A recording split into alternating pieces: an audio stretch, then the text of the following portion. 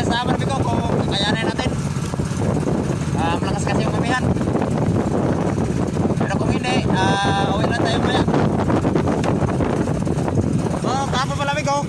Kahapon mga tayo kahapon. Kaya lang hindi tayo nakapag-video kahapon at malakas. Marami lakas na ulan at saka hangin dito sa amin kahapon. Sa Munting Bisaya. So, yun, hindi tayo nakapag-video kami. Hindi tayo nakakuha kahapon na video. So, kayo bigo at hindi na kayo bigo umulan. Kaya lang. Yun, mahangin pa rin.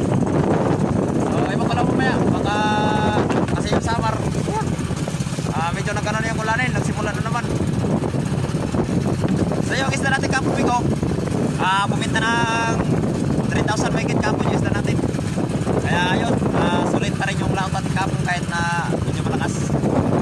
Binigyan pa rin tayo ni Lord kapon ng magandang biyaya. So, nakabili pa rin tayo bigo ng 1 kilo bigas. Ayan bigo, nakabawi tayo bigo sa gastos nung nakaraan nung New Year's. Yun. Sana ngayon makarami tayo ngayon at mahal yung isda, may presyo. Yung galunggong dito sa amin ay umabot ng 250 yung kilo. Malalaki na yung galunggong. Kapon. Kaya yun, sulitin natin ngayon. Kahit makaisda lang tayo ng sana mga 10 kilo, ayos na. So yun pala, magandang umaga sa ating mga subscribers dyan, sa mga solid subscribers